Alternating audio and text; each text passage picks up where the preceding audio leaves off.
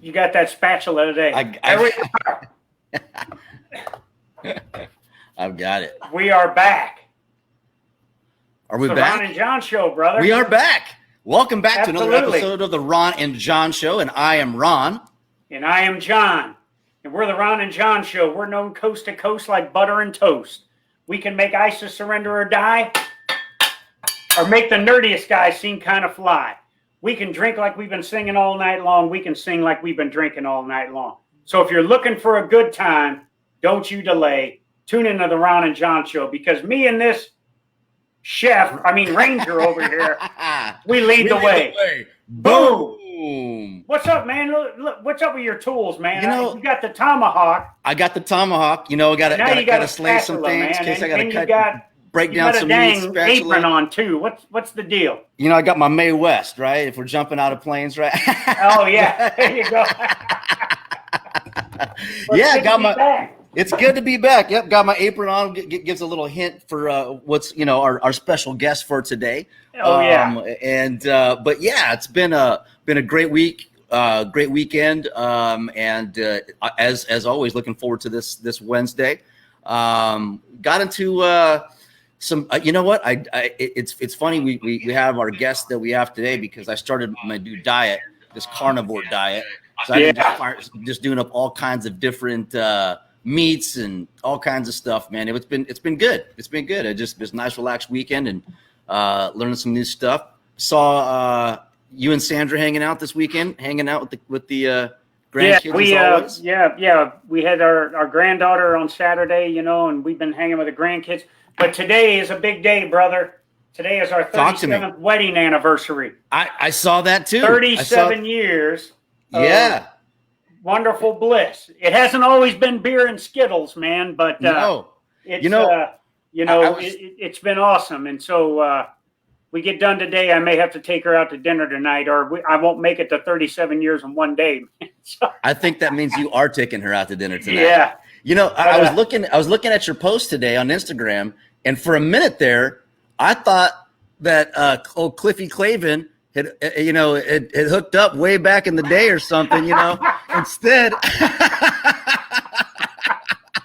Hey, we all had a little Poindexter in us at some point in our life, and that just happened to be me at the time. Yeah. Hey, brother, what about last week's show, man? We had Iron Mike Stedman on, the CEO and founder of Ironbound Boxing. You talk about a great man. And then we had 𝘬𝘰𝘮𝘵 the week before. It was just in the NASCAR circuit. Man, we've been hammering it with these just wonderful human beings, wonderful Americans. And absolutely, it was good. I was so impressed with Mike last week, because Mike's kind of focus was that, if we provide the right environment to our inner city youth, who are the ones that have the most challenges in terms of, prosperity and things like that, that if we provide the right opportunities for them, they will excel. And I was just so impressed. And he's exactly right. It's about opportunity, It is. And creating those opportunities. And if it's kind of like we talked about, or if at Fairchild, if not me, then who? And he picked up that torch, sui sponte, and doing amazing things. I mean, what a serious inspiration that was, and just hearing his dedication and with both of them, with 𝘬𝘮𝘮 and Iron Mike, they both had this. I'm just going to do it. There's nothing that's going to stop me from getting there. Both come from very adverse backgrounds and environments, and both made it to one of the most challenging academies in schools on this planet, Annapolis. I mean, seriously, the Naval Academy. The Naval. That's So it was just phenomenal. So, but we had the Navy that hit us with the 1-2 punch week after week here on the Ron and John Show. Both of them happen to be officers. So this week that's not the case. Yeah, absolutely. We're getting back into our roots here now, man. We've got a hardened, retired NCO with us today. I will tell you, this guy, when you take a look at this guy, it looks like, when you think of those of Greek mythology, and you think of what those kind of Greek gods looked at like back then, this is what this guy looks like. This guy looks like central casting for a superhero out of Hollywood, but he is one of the most professional men you will ever meet. A retired military master sergeant, Army master sergeant, a renowned chef. He is, you know, he has done so much around the globe. You know, he's been in the enlisted aid program a lot, and he's worked for a lot of senior level folks at the West Point, you know, the United States Military Academy. So it's good to get somebody that's got experience there, since we had 2 Naval Academy guys the last 2 weeks. Exactly. You know, he's done some time in combat. He's been on the demilitarized zone, staring down the North Koreans, and he's worked for 4 superintendents, as well as ASI Finance Command, general officers in Washington, D.C. He's also worked at the White House and the Presidential Guest House. And I will tell you that his reputation around the White House, the Eisenhower Building, and the entire White House complex is just phenomenal. He's held plenty of leadership positions in the Army, you know, from senior advisor to operational manager and food service manager. He's been a hand-to-hand combat trainer, brother. Oh, and when man. you look at this guy, you know, I would not want to do any kind of hand-to-hand combat with this guy. Zero. You know, Zero. He's trained thousands of cadets, airmen, soldiers, Marines, and civilian. He's also trained over 10,000 troops in the art of culinary, you know, and he's assisting other senior and junior aides around the military. And if you know anybody that is an enlisted aide that works for the chairman of the Joint Chiefs of Staff, the Secretary of Defense, or any other senior military officers, every one of them, to a person, somehow has been touched by Chef Andre Rush, our guest today. Last but not least, I got to give a shout out. This guy still took the time to get his education, you know, a bachelor's degree in business management. He's got an associate's degree from Culinary Stafford University, an associate's degree in hotel restaurant management from Central Texas. He's also certified in household estate management, and you know, he has all kinds of certifications, and he's one of the world's best ice carvers. But last but not least, this dude is a 700-pound bench press guy. 700 pounds? Yeah, that's like putting 5 Ron and Johns on a bar and pushing us, man. But anyways, ladies and gentlemen, give it up to our special guest today, retired Master Sergeant Chef Andre Rush. Chef, come on out, sir. Boom, there he is. Boom, there he is. Can we get a flex, Chef? Can we get a get it? That intro just took me away. I saw you guys had first off, happy anniversary to you, sir. Very much. And then I saw you guys had some spatulas, and so I brought something with me as well. You know, my good old, you know, with this. Oh, look at that! We had to have it and bring the whole kit and caboodles. It follows me everywhere, especially when I'm cooking. You never know when you're gonna cook something good.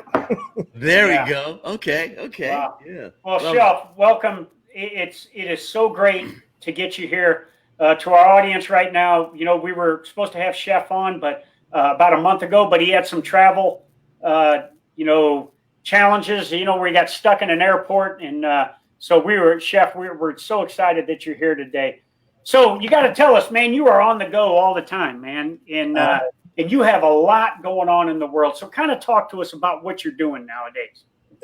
Wow. Right now, I'm actually getting ready to, I heard you talking about the Naval Academy. So I'm actually on my way back to DC to talk to Congressman Perry. We're going to go to Annapolis, and we're going to talk to Dr. M about GBS, ganglion blocks. So it's that suicide awareness month, prevention one. So I had ganglion blocks a long time ago. When I was one of the first trials back in DC, had extensive things. And a lot of us don't know what the ganglion block is, the SBC. So he's doing that. We're going to talk about it and kind of go through it, and they're doing their part. I have a book that's coming out. Call Me Chef, damn it. It's coming. The memoir along with the cookbook, and then I just on my way to Brazil. The president of Brazil just called me over to come and cook for him, so I kind of buying those things, and of course I do everything with the kids and the military, speaking. Just happy thoughts, you know. Oh, awesome. Man, that is awesome. You know, we're talking about that ganglion block. We there was the first sergeant that we were just talking with.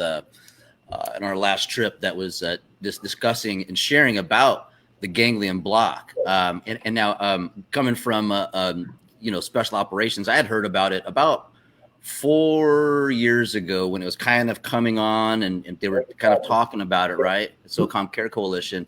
If you could share with our audience what the ganglion block is and what it's used to treat. So it's used to. So it says PTSD. So if you have that mental capacity where you always thinking, us, we're always racing, especially we've been in those high threat areas. And it doesn't matter. It could be from a wartime situation, or it could be from job. It could be MST, military secretary. It could be all of those things combined, right? Yeah. So the ganglion block is just kind of like a reset. So what they do is they take a site injection, and this is very strategic and very high tech, where the actual doctor actually goes behind a computer and sights it up with an X-ray, and it is precisely in your nerves, right? And it's kind of like a reset. Sometimes it works on the first one, the second one, but third. But it's had a 90% percentile as far as treatment. Wow. Incredible. Hey, so since let's get right into it, since we're on the subject here. September being Suicide Awareness Month, Chef. We talk all the time about the programs that the military has, the programs the VA has, and everything. But what are your thoughts in terms of really to get to the left of this? And really when we say to get to the left of left, because we're constantly trying to get to the left in terms of prevention and awareness. But how do we get to the left of that really gets that number down to where we want it at, to zero? What are your thoughts? Honestly, I'll be very transparent. We have to be more diligent. We have to be very much more transparent. And stop treating it. I was recently, I was somewhere and I was with a very high guy whose name starts with an A and ends with an S. And we had a general that was there. There was a 3-star, and we were at a round table, and I'm invited to the round tables, and we were talking about things with PTSD. And the general said PTS, and it was a room full of people, and no one knew what he was talking about. He said PTS, and he tried to bring it down, the awareness of it, the severity of it, the seriousness of it. And the thing about is that it's not only the military members, but you got to think about us as being the alpha, males or females. Now think about the spouses who would not recognize, or those kids that go along with that. So it's like secondhand smoke, thirdhand smoke. Yeah. So we very much more diligent and hit it where it needs to be hit, and stop thinking it's just a pass by. Each September is Suicide Awareness Prevention Month, but here's the deal: it's every single day. And the thing about it is that we need to pay attention now instead of waiting till it happens or becomes relevant to us. That's one of the things I try to. I stay away from. I don't want to think about cancer when my mother or somebody else has cancer. If I'm going to think about it and be real about it, I'm going to say it now. I do 2,222 push-ups. Of course, it's for suicide awareness, but I tell people it's for whatever your cause may be. I don't care if it's for kids, for pets, for animals, ALS, just for good health, a good spirit. But suicide awareness prevention is very relevant, especially now since the COVID has hit. So we had a rise and spike in that suicide or that depression and anxiety stage. Yes, sir, absolutely. With that, Chef, is what I mean. Obviously, you dedicated your life to this. It's essentially branded with you. You're doing these 2,222 push-ups a day. But what triggered that? What was it that for you personally, for Chef Andre Rush, that was that day where you said, damn it, from here forward, this is what I want people to know about every single day? You know what? I'll tell you one was 9/11, but one is actually more personal to me. And actually you were familiar with this, John. One of my soldiers, Sergeant Durden, called me. He was at West Point with me. And he was on a compassion reassignment, right? He was there sitting. He was a desk jockey. I called him up and said, hey, you want to come work for me? It's going to be the toughest job you ever had. I'm going to work the dog out of you, but you're going to love it. And he was like, okay. So I got him come over with me. Within a month, he was crying and telling me why he was there. And he said, thank you, thank you, thank you. You know, I've been in the military now for 6, 7, 8 years, I think it was. The most I've learned and had and so forth. So I took him on my wings. Long story short was I got him on a Food Network and said he wanted to be a baker. I was a pastry chef. And I told him, I said, you're not going to win. You're not going to be there to win. You know, I said, it's going to be way more advanced than you, but you were there. Yeah. That's the point. You know, It's not about winning. It's about finishing. He called me up while he was there, back and forth. Long story short, I was at Fort Eustis. I was actually helping some soldiers going to Fort Eustis. And he called me, and I said, I'll call him back. He had called me every day, all the time. Happy kid, only 24, 25. I said, I'll call him back. At 3 o'clock in the morning, I'm getting ready to go to Fort Eustis. And at the time, Sergeant 𝘸𝘪𝘵 called me. Dominator. From Iraq, right? And I looked at him like, why is he calling me? And he said, hey, bro, I'm calling you about Sergeant Durden. I'm like, yeah, he called me yesterday, and I'm going to call him back today. He was like, well, he committed suicide. Yeah. And I was like, what are you talking about? I said, he just called me. I talk to him all the time, right? And he was like, and I just give me the report. I hung up. So that next 3 hours, I go to Fort Eustis. His wife calls me and says, you know, she tells me and says, can you come and do the eulogy because you meant so much? And then Sergeant 𝘸𝘪𝘵 called me back and told me what had happened on the report. And he was failed along the way, right? So us as leaders, as providers, and I'm not telling the whole entire story because it involves a lot more that was behind it. But when that happened with this young soldier, and I thought about this, and I was like, it was actually preventable. It was 100% preventable. It was a circumstance, right? And I failed him, right, as his friend, not only as his mentor and his leader, but as a friend, because I just assumed that he was good. He laughed and he smiled and so forth. But I actually asked for him for certain things not to happen, and I was overruled that they did happen. When that happened, it struck an accord, and that's what kind of led me down the path. And then a few years later, which was recently at West Point, it was my general made me go to therapy. He called me and he said, Andre, he said, have a seat. And I'm like, okay, what's up, sir? He was like, you know, how you doing? I'm like, I'm fine. And he said, so, you know, it's about that time. And I'm like, time for what? And he was like, you know what I'm talking about. And the thing about it is I was aware, but I've held this steadfast for so long. You know how we do? We're the tough guys. Yeah. We're the alpha males. We're the ones who we don't threat. We don't cry. We don't do any of those things. You know, I'm tough as nails. I'm doing 2,000, living 700 pounds. I'm not that guy. And when he said that to me, I got angry with him. He's sitting across me. Of course, this is a general. He's like, I'm like, what are you talking about? You know who I am? Yeah. I'm doing this good. Like, I was like, he just got like, you know. He's like, see, there it is. Yeah, exactly. I just got up, and he just stood, and I walked out. The chief of staff called me. I said, hey, Chef, you know, you got an appointment. I went to my appointments on the 4th floor, a long hallway. I saw the therapist, walked out, didn't hear anything he had to say. As I was walking back down this long hallway, there was another male coming out the elevator. He was a soft, walking past me. We caught eye contact, and I kind of just like waved him off, and he did the same. As he went to the reception desk, I'm at the elevator. He stops, he runs back to me, right? And he says to me, he says, brother, if you're here, I know I need to be here. And we hugged each other.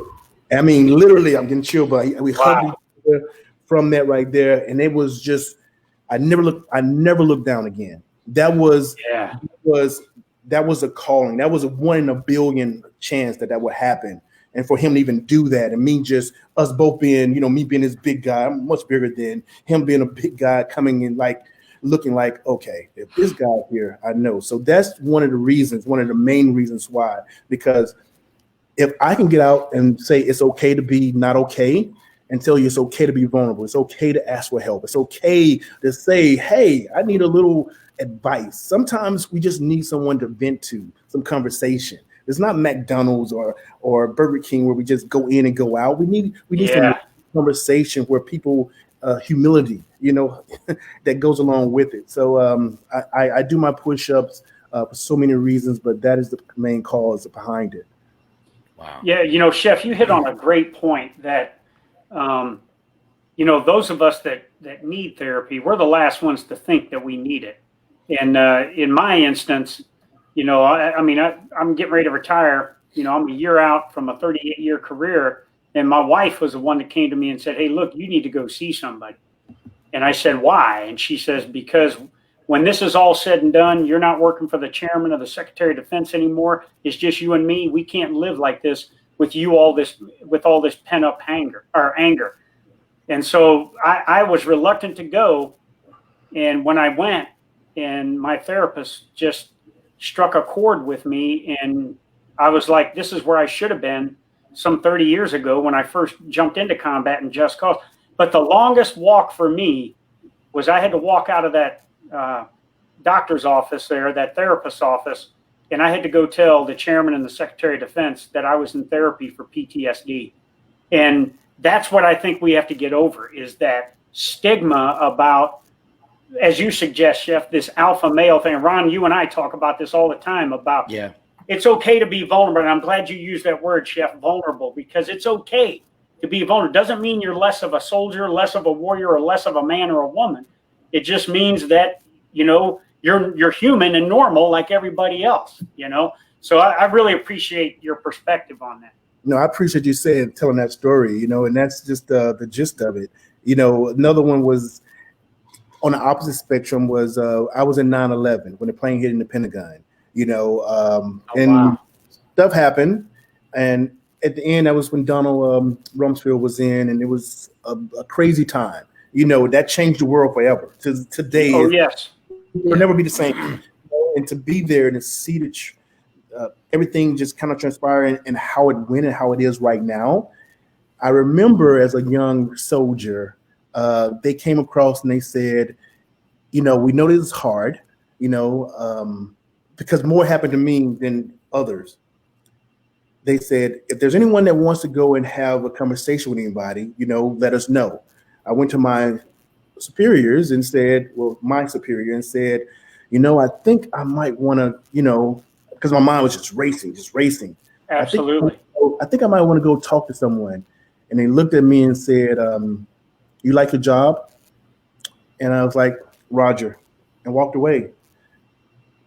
That was it. And that was that. Mentality, you know what I mean? On that upper level, instead of just saying, hey, instead of rationalizing and saying, okay, this soldier needs to talk to someone, I need to take it and let my superiors know that something's going on. It's something that is life-changing forever, and he or she needs help, or they need help, right? Yeah. And that to me in my position, how many other people were just stigmatized not to do it or be aware of it. Absolutely. Yeah. Chef, I didn't know that you were at the Pentagon when the plane hit. Small world. We probably know it. We have a similar friend, Sergeant Chris Brayman. I know. Yeah. I know Brayman, of course. The Brayminator. Yeah, I know Brayman. He reached out to me, actually. Yeah, he was over at 275 with us, and Command Sergeant Major Inman sent him out to some school, and he comes back. Command Sergeant Major said, you better not, go and embarrass us. You better get Top Chef or whatever the shit it is that you guys do, Range Battalion. He's like, oh, Roger that, Sergeant Major. Comes back, kills the class, finds out that he gets, appointment to the Pentagon, and he gets his ass smoked for doing so well because now they lost the cook. But yeah, that, obviously that was a a crazy day for everyone. And you said that also attributed to why you do these push-ups. And so when did it start? I guess, what does it take to build up to 2,222 push-ups? Like what? You know what? I would be honest with you, very transparent. I'm an alpha male. I was born this way. You know, the funny thing about it is that people don't understand it is that I've been this way my whole entire life. You know, I've always been. I love a challenge, but I also love the patty. And even if I knew I was gonna lose, the winner would not know it. Whether it be cooking, whether it be athletics, whether it be anything of the sort. So I actually started young because of my dad, who put me to work when I could walk. And he would tell me when I was, 8, 9, 10 years old, go lift that car and put it over there. And I mean, because he did hard construction, he was a big guy. And I used to think he was playing with me. And he would be like, dead serious, you know, go do it, go do it. He would tell me every time we were out there. And I would go and try, like, you're kidding me. And then one day I was like, okay. He was like, Dre, you can do it, you know? And then I couldn't lift that car. He had like a serious face. And, you know, and then one day it's just like, okay, I can do this.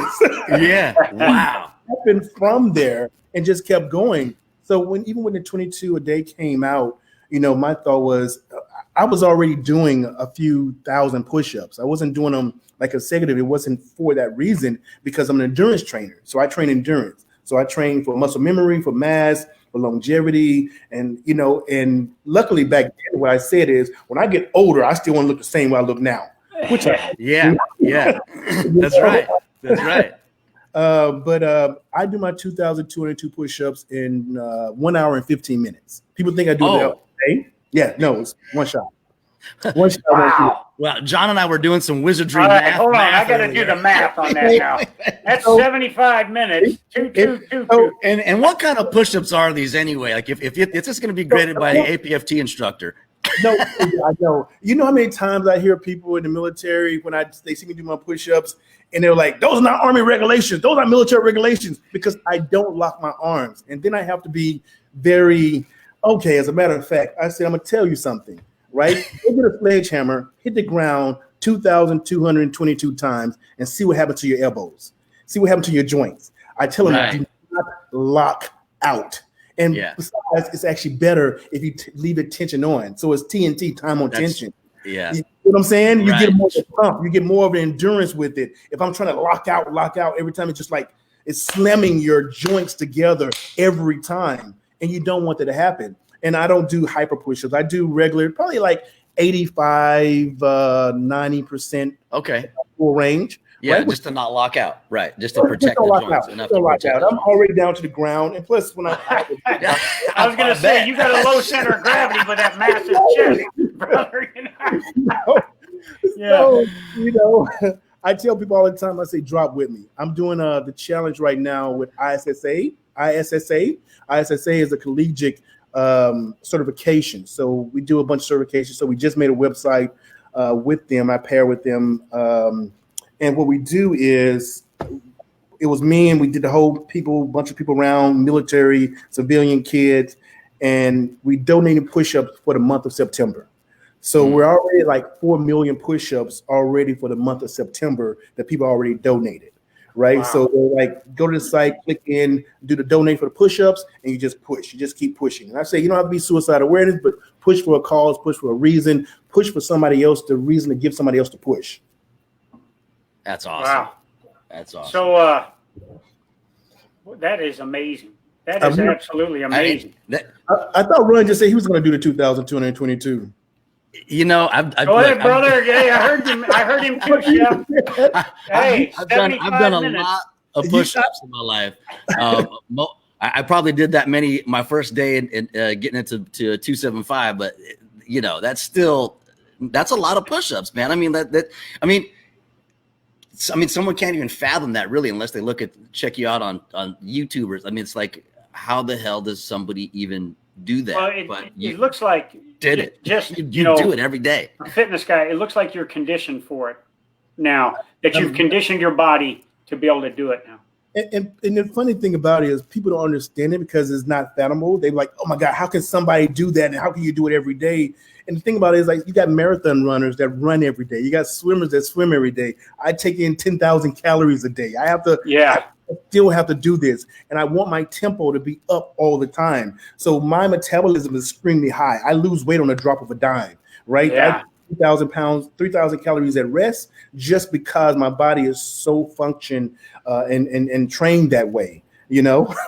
So we got Go ahead, John. Yeah. Now that you brought that up, yes, Chef, let's talk 10,000 calories a day. So give us a snapshot of the Chef Andre Rush daily diet. And then where do you get your training in there and your push-ups and everything? So I get up at 3 o'clock in the morning. I meditate. Meditation is my key to doing my push-ups. Meditation. I've tried so many, but I had to come up with my own form of meditation. You know, I had my therapist and so forth. It just didn't work for me because my mind was just racing. And people say, the meditation don't make your own. Don't stop. Don't just quit and be like, this doesn't work. This doesn't work. Find something, because we're very, like I said, again, very resistant. You know, just that human nature. We're resistant to take on things that we're not familiar with or used to. For me, I was resistant as well, but then I came through it. And what I did for my meditation was, instead of pushing away the stigma and the negativity, I brought it closer to me. So was, instead of, I embraced it, I made it my own, and then I thrived off of it each and every time. And so it was just giving me chill, because I got this euphoria over me. And then what I do is I roll over, no music, no nothing, and I push 125, 60 seconds or so, then another 125, then another 125. And that number comes out to, and it was done this way purposely, 1775. Wow. Right? 1775. Right? Yeah. And then I go and then I eat. I get coffee first. I'm not gonna lie to you. I'll get some coffee first. You know, I get coffee, water. Then I eat 4 whole chickens a day, right? 4 whole. I make my own protein shakes. I make them with quinoa. I make them with organic peanut butter, low fat milk or lactose free milk, yogurt, oatmeal. I still do my 24 eggs a day. I do boiled eggs. Only 4 hard boiled eggs, full eggs. The rest are going to be 20 whites. And then I have all my snacks in between. I love my fruit. I even love my complex carbohydrate as well as my simple carbohydrate. So a lot of people don't know your complex carbohydrate. And the thing about nutrition and your body and understanding it, especially on a level of endurance, bodybuilding, just aesthetically, is about what you eat. When they say diet is 90% of it, they literally mean that. You know, so when I started my thing called Cooking to Cope, Cooking to Cope was me dealing with the things or traumas that were in my head, PTSD, or even with other members. And I brought them together with the USO, started cooking for them, and started explaining to them why you're cooking and what you're cooking. Well, first off, it was for them to use it as a counter triggers. You know, you have your triggers, this is for them to cope, and what they were very aggressive towards their family members, right? Yeah. It's their wives, they would turn against. They'll go in these settings and I'll just put out a bunch of food that made no sense. And I'll say, cook it. And they're like, where's the recipes? They were like, you can't cook with this. And at first it was just like confusion. And then it went to, I'm not doing this. And then it went to, okay, he's doing it. What are you doing? And then it's laughter. Then it was fun. And then it was like, look at mine. And then let me taste yours. And And then came later on the families, the wives, the husband, the kids, and they started cooking together and they started using these tools. And then I started teaching them why you were eating certain things you were eating and what was the meaning behind them, how to fuel your body, how to make you shred, how to make you put on muscle mass, true muscle mass, how to make you burn. And then was a real test of using the food as medication holistically. Or for diabetes, for high blood pressure, for being anemic, for all those crazy different things. And then it was the different veganisms and vegetarian, so many different things. I can go on about. Yeah, so you're eating all day then. I mean, you're basically yeah. I eat all day. Realistically, I don't get to eat all day. You know, I have a busy schedule sometimes. Even in the airport, sometimes I'll take a whole bag, a Ziploc bag of a chicken. Like, you have a chicken in your bag? I'm like, yes, I have a chicken in my bag. Not touching. That's not chicken. Wow. So, I have to get it in. You got to do what you have to do. You know, Yeah. I mean, like right now, I'm like 30 pounds lighter. So starting tomorrow, I go back into my diet frame where, you know, by December, because I have, you know, Mr. Olympia's coming up, we're doing some other stuff. Yeah. So the thing I love about my body and how I train people and what I do, I'm an endurance trainer. So it's easy for me to lose and gain weight. I can say I'm much I'm going to do, and I do that naturally, which is everybody, oh my God, you're not natural. Yes, it's naturally off of things that we have, of course. But the people have to understand is that you have to know the reason of why and what to do when you're doing it. And that's the success to it. Right now, this day and age, everything is over counter, or everything is so accessible to people that they don't understand the meaning of hard work. You know, they don't go back. You know what I'm talking about, right, John? Oh yeah. You don't go back to those days where you had to work for whatever you want to do, and to get that little bit of gains. Now you can go into GNC or whatever and just take a million pills. And I say, you know what? If you want to do that, but be smart about it, educate yourself. You know, asking me, go to Google the things that you need to know, why you put them in your body and what reasons. Awesome. Yeah. Chef, when you were, you know, this is something I always talk about. John and I always talk about when we're touring around is that transition piece. You know, when you were, because you retired now a year, right? Officially, as the military says, the Army says last year. Last year. Okay. Last year. So what were some of the things that you did in preparation for your transition? Was it something that snuck up on you? Was it something that you actually had planned? And how are you doing now with it? So that's a great question. And it's so needed to hear because I just had this conversation. One of the major called me yesterday about a program he has, which I loved. And I'm doing a lot of stuff for the suicide awareness. I'm speaking on platforms. I medically retired.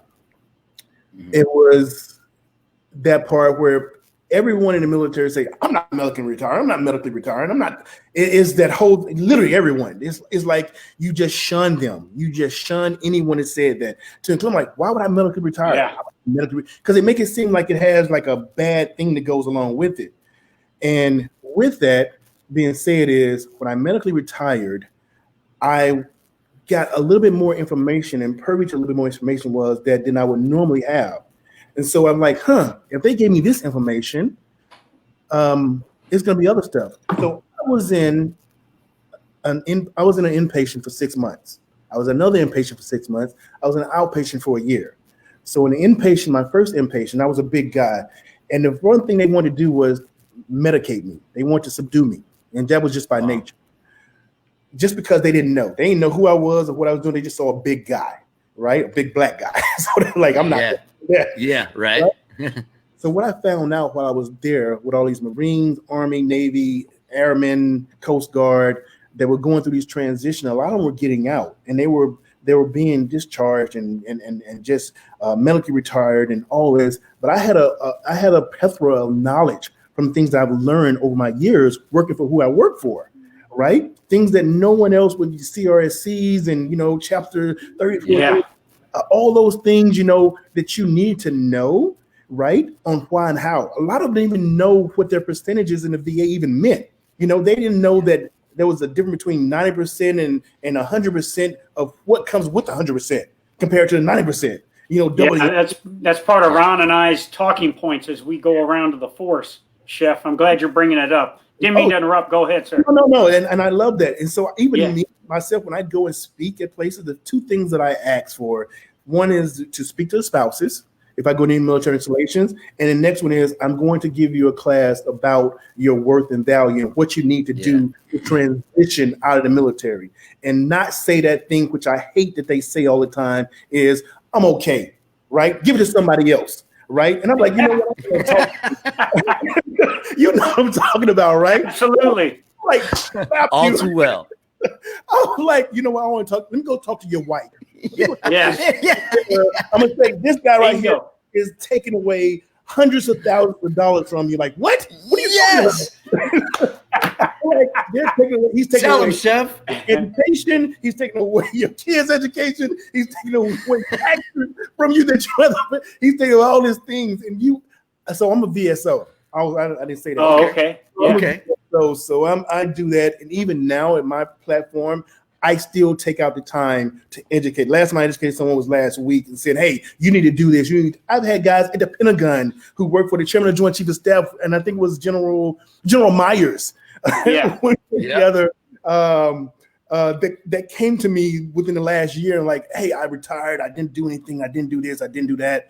But I want to do it now, Chef. I want to do it now. I get the medical records, and it's just so many things that they don't understand that they can do to kind of boost themselves up. Knowledge, again, is power. Like what you guys are doing, they need to be very open to it and understand it. You can go on so many different platforms and places, but the truth of the matter is, if you regularly retire, you're not going to get all the information that you're going to get. We have tablet courts. They'll give you some of it, but imagine getting 15% of the information you need, and 85% of it is still out there.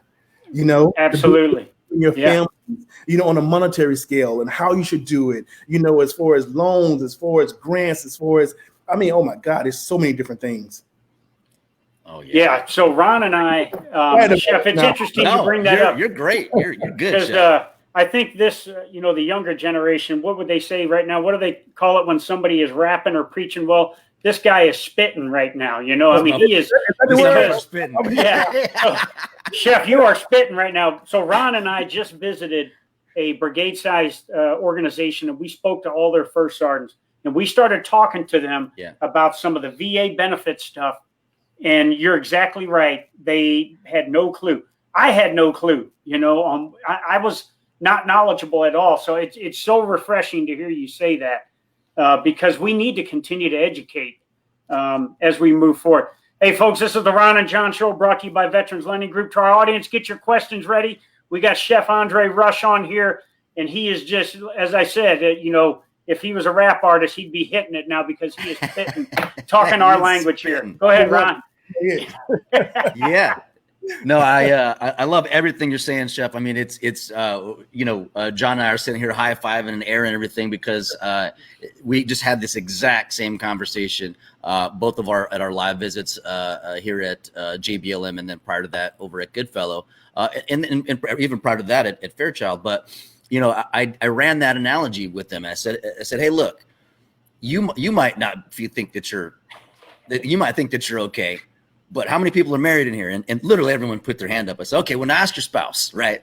Because that is the canary in the coal mine. And I went over, the percentages of disability. And I also asked this question, which I'm going to, my good buddy Billy Knight's on here. He's the one that's been chiming in about CRSC and CRDP, but about the BDD program, right? Benefits at discharge. I asked the question to this is what's at the whole brigade, right? Right, John? Was it? Yeah. And I said, who here has heard of the BDD program, and at what point do you need to submit your information, your paperwork? 0 hands were up. I said, okay, prepare 0, not a 1. And so I was like, okay, well, did you know this? No. And then prepared a copy, and everyone was doing this, which was amazing and phenomenal because, for the first time, we're able to actually do something from the top down, and they want to listen and know just as much as everyone else. I mean, in our era, when back in our day, it was like, put that shit away. It was a different time. It was a different place. But now, even still where we're at, there's a thirst of knowledge, a thirst of education. And what we did there, we just affected literally over 4,000 soldiers, right? That potentially, if this information gets matriculated, but guess what? When that soldier asks up hey, what do I do with this? Now they have a resource. They have somewhere to go. And what we want to do is hook you up with Billy Knight here sometime as you're doing your travels. He can get you connected to folks that are doing BDD wherever you're doing some speeches. I absolutely love that. You know, we're actually creating an app now, and I'm kind of like the me for it. You know, with all that information inside of it. But you know, I'll even go further, John and Ron, is that think about it when we talk about PTSD and we talk about stress and anxiety and so forth, it's always related to monetary. It's always yes. Right now, think about what you just said with those 4,000 soldier members or members of the military that you affected, who can be like, because here's the deal: the military puts us into it. And when I say military, it's about individuals in the military will put us into boxes of our worth and say you're only worth this much. Go get that GS5 job. Go get that GS6 job. We need to, you know what? We need to do a special show, John. We gotta take him up to You're hitting all our talking points. Come on, man. You know, like, oh my God, I got a GS9 job. Man, get out of here. Let me show you how to do that. Right? Your LLC, your corporation, do what you need to do to get this thing started. During this pandemic, you should be on top of your game. You should have your own business, your own profiles. It should be no question whatsoever, right? But you can help so many more military members if they know all the information. Give them more than that 15% because they got families to feed, they got mouths, they got lives, they got all these things to do, and a lot of them that don't get that chance and opportunity to retire, that's going off of that VA alone. If you give them that 10% or that 30%, it's like, oh, they got VA benefits and they can do this. That's not giving them anything. Give them what they deserve. Give them what they want, you know, and make them aware of it and stop being so non-transparent. Unfortunately, I can go into an organization and say, hey, I'm claiming this and my leg was blown out from the war, but I want to claim carpal tunnel. Okay, carpal tunnel, we got you. That's all they're going to say. What happened to you? Oh, well, okay, we got carpal tunnel down for you. And that's all they're going to give you because you didn't say it. Yeah. You know what I'm saying? One thing I tell people all the time, just because it's not in your record doesn't mean that you can't claim it. CRS. That's right. You know, CMP, it can be VA comp. Right, meaning that because here's the deal: us as those alphas or whatever, we're not going to the military, to the doctors for our headaches every day, or for joints, or for tinnitus or vertigo, or even we don't even know what they are. We don't even know if that's a thing. So we got to be more attuned and aware of what we need to do. But it's that right there alone is a combat to PSD, depression, anxiety, and all the other things that can caveat from that. Absolutely. Yeah. So, Chef, you got to talk to us about when did, obviously you're genetically gifted. I kind of, in the dialogue, I kind of talked about, your central casting from Hollywood for a superhero, and you kind of look like one of these Greek gods from Greek mythology. But when did you realize that your body was responding to the work, the nutrition, and everything, and now where you're at now with these arms that look like sequoia trees now and everything? When did you realize that what you were doing was the right formula? Because you said it before, when you have things going well with you physically, mentally, and emotionally, you kind of get in line, and then you're really driven and you're purpose driven after that. So how early on in life did you notice that this combination that you were putting together was working? The funny story is I thought everybody was like me. Literally. I literally thought, I'm from Mississippi. I thought everybody was like me. My friends, even now, as they see me and they talk about it, and they'll come and stick up for me. And they're like, they call me, they're like, no, he's been this way his whole entire life. The funny story about it is that in the military, of course, I had both my biceps cut off and reattached. I had both my shoulders open up. I had my right quadricep blown up. And they said I wouldn't grow. I wouldn't grow. I wouldn't do this. They're like, oh, you're okay. Wow. You know how the military was. I was younger. But they were like, I take it back. I wasn't even younger, right? They just said, I literally had a shoulder surgery, and I woke up with my bicep cut off, and it's like, oh, we had to do that. Oh, we had to do that. And it was like, oh, you won't. I was like, what happened with me? You know, physical. Oh, you can't do this. You can't do that. But you'll be okay. You'll be okay. And I couldn't take for an answer. You know, that wasn't acceptable to me. It was like, okay, I need to be bigger, better, faster. Luckily, when all that happened, I was already preparing myself when I was younger. Luckily, a lot of people in this industry, and you guys know what I'm talking about, the one time, there's only one time you'll know when you and your body's connected, when your body starts talking to you and you start talking back. Yeah. When you stop looking at that piece of paper, when you stop going through that road that said, I need to eat this, I need to eat that, and your body starts saying, feed me, do this, do that. I need iron. I need this. When your body physically gets to you and say, hey, this is what you need for me to survive and to make you bigger and better. Or when you're just lacking and all of a sudden your body shows you a little bit more and like, hey, where'd that come from? It was like, that's me telling you to get up and go, you know? Yeah. It's that hard reality and the fact of it on that thing that we do. So it's just crazy. Yeah. Listening to your body. You know, and your body knows the best part. And I'll say the last thing on that part was only recently I've been doing like interviews. I was with Generation Iron. I was with, workout with Michael Hearn and, Big Boy, all those big guys or whatever.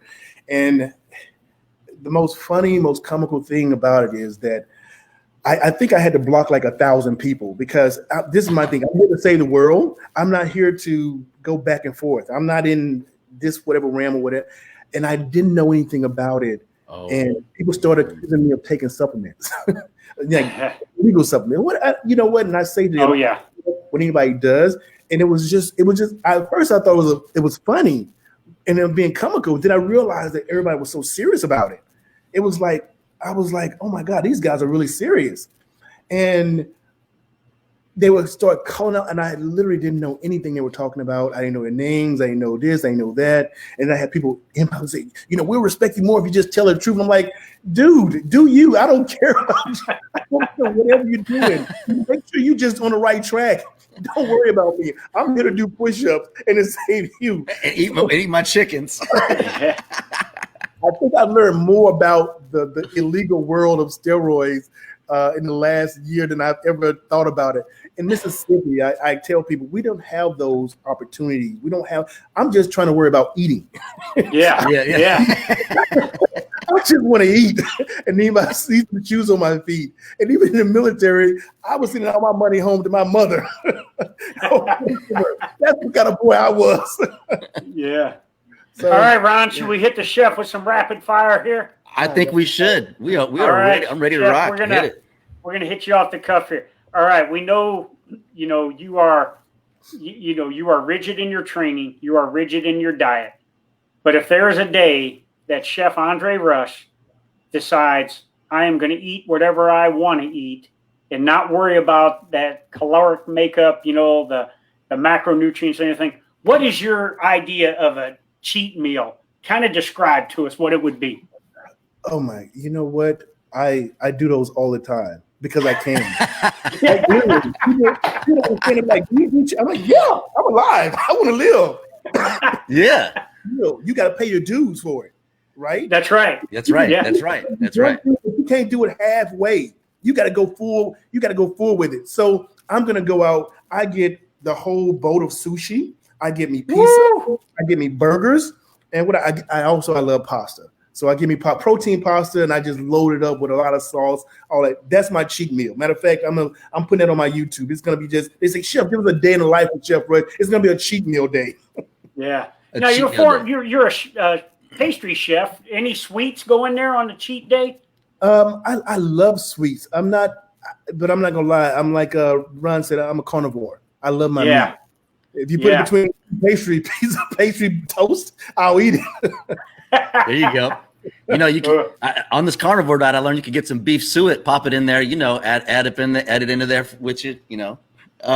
So talking about recipes, you had a few days in the field, I'm sure. So rattle off your favorite MRE recipe. MRE recipe. Oh my God. What did I do one time? I did a competition. I made a creme brulee out of with MRE stuff, and I made lemon bars.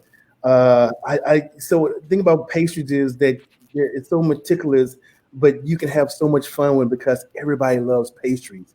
It's the cream de crop where it just is that tantalizing little bit. Of course, that peanut butter. I make peanut butter bars and with chocolate, and we just gather everything. Yeah. You know, you who's got extra creamer? Give me that salt. Give me some of that cocoa. Right? You got to. Yeah. All right, Chef, my other rapid fire question. So you are a hand-to-hand combat trainer. You've trained thousands of cadets, airmen, soldiers, Marines, and civilians. Now, having that kind of experience, having the, in the shape that you're in, which is, you're really an athlete is what you are, and how you train and how you eat and everything. What's it going to take for a man to put you down in a hand-to-hand combat kind of scrap? What are they going to have to be able to do? What if any, are the vulnerabilities in terms of hand-to-hand for Chef Andre Rush? Wow, you know what? It's funny because I love hand-to-hand. It's another therapy for me. But it's also part of my endurance is because I like to do multiples. I'll at least do 5 guys, at least 3 minutes apiece, so we can start over. Yeah. And then I'll let them see what it feels like. Just have that whole thing going back. People think that because I'm a big guy that they always say, can you stretch your butt or your back, or can you do this? I'm extremely flexible. First off, I like the flexibility, and they're like, muscles don't mean anything. That's a lie. They do count, and I've had my guys doing it. I just did a prank on Logan Paul on YouTube, and he's a fighter, young guy, and I was the angry chef inside. And if you saw it, I pushed his friend, and the glass broke and everything. And his friend said, "Oh, what if he comes at you?" I was like, "Don't worry, I'm gonna give him a nice hug and a kiss if he does, because he's a fighter." Yeah. He asked me the question, "Is this really happening? Is this really happening?" It's like a full room full of like also me. He's like, "Is this really happening?" I'm like, "Yes, it's happening." And he's like, "Is this really happening? Is this really happening?" Wow. He said afterwards, he was like, "Okay." He said, I was like, "Oh, I'm so glad that it happened. I didn't know what I was gonna do with your big with your big ass." He was like, and I was prepared to. I'm thinking, I'm on my side of this. I'm thinking, okay, he's gonna swing at me. I know I'm heavier, the lower gravity, so I'm just gonna try not to hurt him. Yeah. I can take a lick. That's not a problem. Face, whatever. But I want to make sure that I give him a good squeeze and make sure of it. And if anybody else, I love standing, but I also love you on the ground. So I love both. I'm very ambidextrous when it comes to that. I want to be up and I want to be down. Wow. Damn. Okay. Well, I'll have this next question after hearing that, what you do to people and squeeze the shit out of them, but I'm going to ask it anyway. All right. So Halloween coming up, right? And you have your choice between these two characters. Do you go with Mr. T, or do you just throw the blue overalls on and go for the Green Mile? Oh, I gotta do Green Mile. I gotta do. Boss. I'm scared, boss. I gotta do it. Yep. Awesome. That is awesome. Okay. Well, hey, Chef, unfortunately, we've come down towards the end of the show here, but, I just want to say thank you so much for everything you do for our nation, for our military, our veterans, our families. You are a true treasure to the military community, but our nation overall. And so I really appreciate you being on here today. And we want to stay in touch. And, hey, Dan Solomon invited Ron and I out to Mr. Olympia, so hopefully we'll see you there.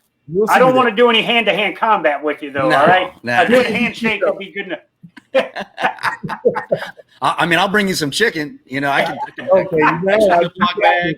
I just have it,